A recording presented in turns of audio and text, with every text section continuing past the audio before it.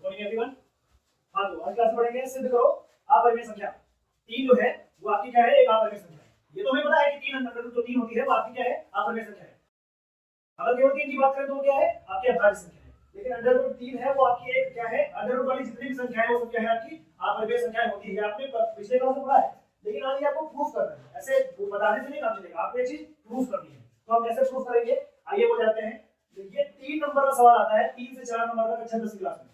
और अगर आपने इस टॉपिक को अच्छे से समझ लिया तो आपसे फिर चाहे अंडर रूट 3 का पूछे, चाहे अंडर रूट 5 का पूछे, चाहे अंडर रूट 7 का पूछे, या अंडर रूट 2 का पूछे, या कोई भी अंडर रूट वाली संख्या पूछे और कहे आपसे कि उसको सिद्ध कर दो कि वह एक अपरिमेय संख्या है, आप बहुत आसानी से सिद्ध कर दोगे। और अगर आपने इतना कर लिया तो आपके 3 से 4 नंबर 10th क्लास में कोई भी हो सकता है, आप आराम से ये नंबर गेन कर सकते हो। ठीक है, तो आप यहां आज हम पढ़ेंगे कि सिद्ध करो अंडर रूट 2 सॉरी आपका अंडर रूट 3 एक क्या है, अपरिमेय संख्या है। चलिए शुरू करते हैं। तो इसके लिए पहले हम एक प्रमेय जानते हैं। प्रमेय क्या होती है, आपकी एक प्रमेय होती है कि यदि एक अभाज्य संख्या p है, यदि कोई एक अभाज्य संख्या p है और वह किसी संख्या q के स्क्वायर को, किसी q के स्क्वायर को अगर विभाजित करती है तो वह q को भी विभाजित करेगी। ठीक है, हमारा प्रमेय क्या है, यदि p एक अभाज्य संख्या है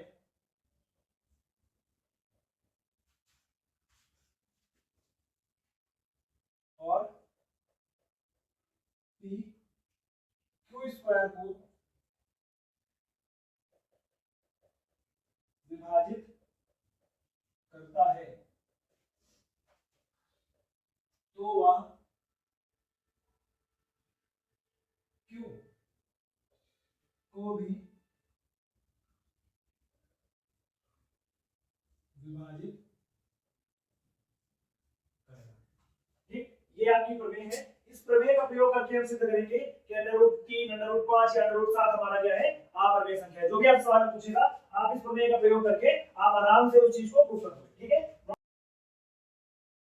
आपके साथ फिर आगे बढ़ते हैं इसमें। ठीक है, अब आते हैं हमारा मेन सवाल पे। हमारा मेन सवाल क्या है, सिद्ध करो कि अंडर रूट 3 आपका एक अपरिमेय संख्या है। ठीक है, तो कोई भी चीज सिद्ध करने के लिए क्या करते हैं, अगर आपको कोई चीज सिद्ध करनी है, मान लो कि तो अगर इसके गुण अपरिमेय संख्या की तरह मिल जाओगे तो ये क्या हो जाएगा, अपरिमेय होगा। और अगर इसके जो गुण है वो परिमेय संख्या की तरह मिल जाओगे तो परिमेय संख्या हो जाएगा। तो इसको अपरिमेय सिद्ध करने के लिए इसको कुछ देर के लिए हम मान लेते हैं कि ये क्या है, परिमेय संख्या है। तो अगर ये परिमेय संख्या है तो ये परिमेय संख्या के गुण को भी मैच करेगा। तो हम यहाँ क्या करेंगे, माना अंडर रूट 3 एक अपरिमेय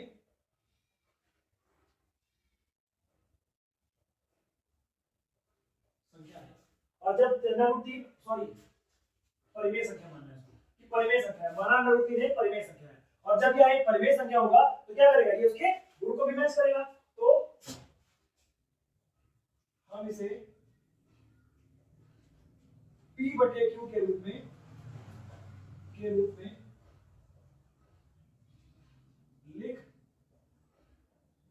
लिख सकते हैं।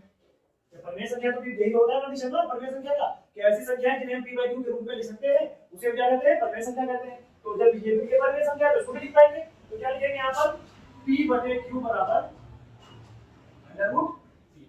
ठीक है, अब यहाँ पर p और q क्या है, यहाँ पर p और q आपका है सह अभाज्य संख्या यानी कि को प्राइम नंबर। अब को प्राइम नंबर क्या होता है, ऐसे पूर्णांक जिसमें कोई उभयनिष्ठ केवल एक हो। इसको समझने के लिए क्या हम दो संख्याएं लेते हैं, माना एक 8 है और एक 9। अब 8 का अभाज्य करने क्या होता है, 2 गुणे 2 गुणे 2, और 9 का क्या होता है 3 गुणे 3। अब देखो इन दोनों में कोई भी चीज कॉमन नहीं है, हम मासा दोनों का एचसीएफ निकालेंगे। एचसीएफ ऑफ 8 एंड 9 का क्या होगा, केवल मान ही तो आएगा, क्योंकि इन दोनों में कुछ कॉमन ही नहीं है। और जब कॉमन नहीं है तो फिर ये क्या हमारा, ये दोनों हमारी संख्या क्या हो जाएगी, सह अभाज्य संख्या हो जाएगी। तो यहाँ पर हमारा p और q जो है वो क्या है, एक सह अभाज्य संख्या है। यहाँ लिखो, जहां p और q सहअभाज्य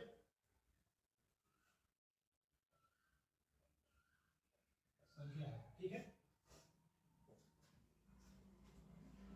अब आगे बढ़ते हैं इसमें। अब हम क्या करेंगे, दोनों तरफ स्क्वायर कर लेंगे, दोनों तरफ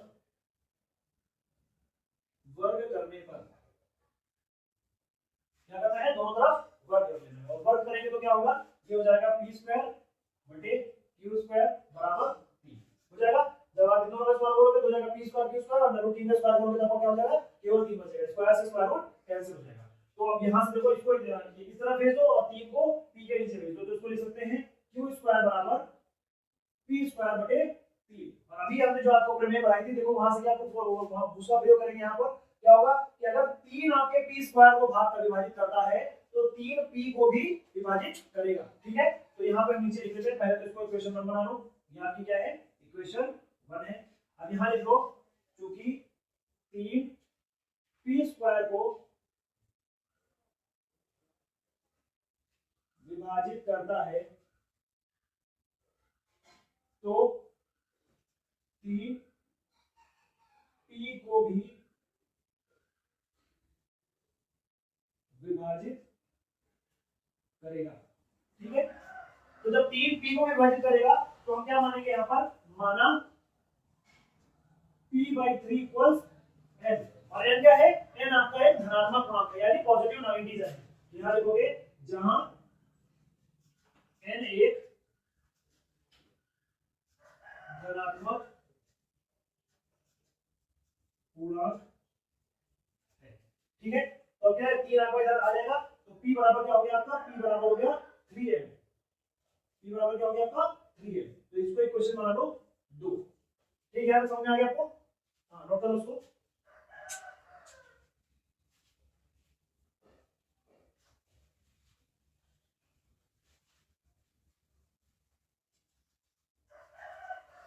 अब क्या करेंगे, जो हमारे p की वैल्यू आई है 3n, उसको हम क्या कर देंगे समीकरण 1 में रख देंगे।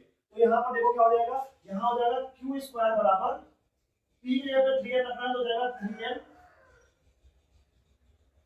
3n का होल स्क्वायर बटे 3, तो हो जाएगा q स्क्वायर, 3 का स्क्वायर होगा 9, हो जाएगा n स्क्वायर बटे 3, 3 बचा 3, 3 3 जा 9, तो q स्क्वायर हो जाएगा, q स्क्वायर आपका हो जाएगा 3n स्क्वायर, और ये आप इसको इसके नीचे q के भेज दो तो n स्क्वायर बराबर हो जाएगा q स्क्वायर बाई 3। अब देखो फिर से वही बन गया ना, फिर से आपका प्रमेय यहाँ पे दिख रहा है, क्या है कि अगर 3 आपके q स्क्वायर को विभाजित करता है तो 3 आपके q को भी विभाजित करेगा। तो यहाँ फिर से लिख लो क्योंकि 3 q स्क्वायर को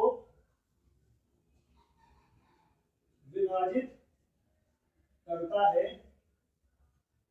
अतः 3 q को भी विभाजित करेगा। तो जो जब 3 आपका q को विभाजित करेगा तो माना q बटे 3 बराबर क्या हो जाएगा m, जहां m भी क्या है आपका, m आपका क्या है धनात्मक पूर्णांक पॉजिटिव इंटीजर, जहां m धनात्मक पूर्णांक है, ठीक धनात्मक पूर्णांक है। तो ये क्या हो जाएगा, q बराबर हो जाएगा 3, ये आपका इक्वेशन 3 है।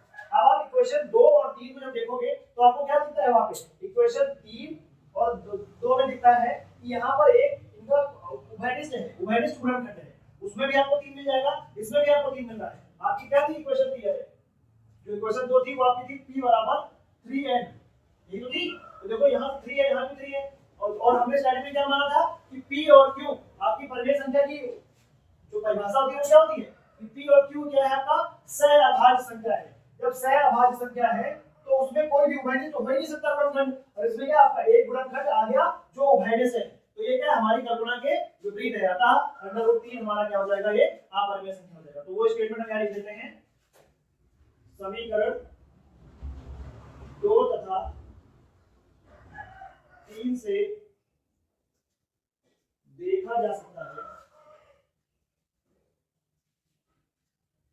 कि p व q के q में एक उभयनिष्ठ गुणनखंड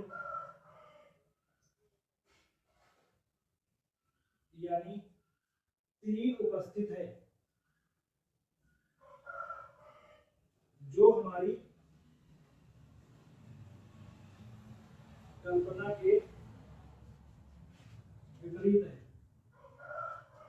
अतः अंडर रूट 3 एक